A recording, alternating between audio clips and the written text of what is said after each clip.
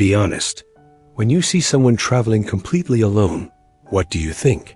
They must be lonely? Or they couldn't find anyone to go with? You should stop thinking that way.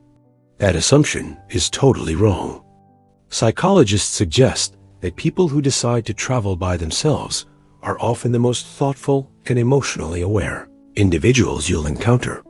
When these people travel alone, it's not because they can't find someone to go with them. Instead, it is a deeply important and necessary part of their journey to learn more about themselves. Here's the secret. When you travel with others, you inevitably enter a state of continuous compromise. You constantly negotiate itineraries, meal times, and budgets, which means you fundamentally lose a degree of personal autonomy. The solo traveler, by contrast, craves a pure, unfiltered experience. Their primary motivation is not simply to see new places, but to interact with the environment on their own terms. They want the absolute freedom to decide everything, not out of a desire to be controlling or difficult, but because they necessitate the mental and emotional space to hear their own thoughts without external distraction or influence. This profound desire for solitude transforms the journey into a deeply personal quest.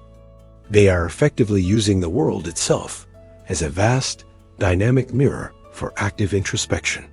Every spontaneous change of plan, every unexpected challenge, every moment of awe-inspiring beauty becomes an opportunity to assess their own reactions, limits, and resilience.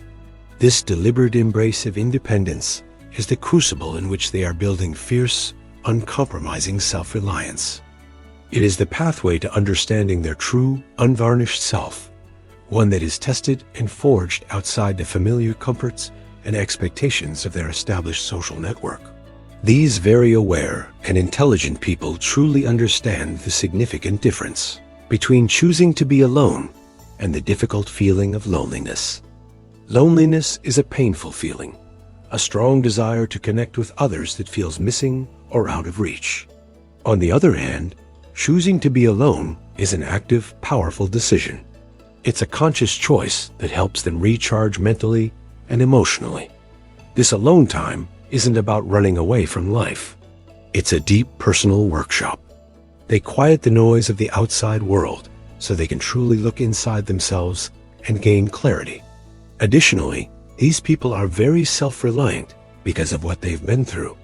Every small or large difficulty they handle successfully gives them a huge confidence boost in their own abilities. For example, whether they successfully navigate a complicated new city or confidently order food in a foreign language, each success proves their capability. Every challenge they overcome strengthens their belief that they are strong, flexible, and independent. This builds a solid trust in themselves that powers their future efforts. They don't see tough times as blockages, but as important chances to prove themselves and improve their skills. The solo journey isn't a break from life. It is life. It's a deep dive into the self.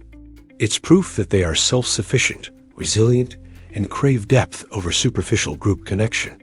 So next time you see a solo traveler, remember, they're not escaping others. They're seeking a truer version of themselves. Hit that like button if you admire the solo adventurer and subscribe for more deep dives into your personality.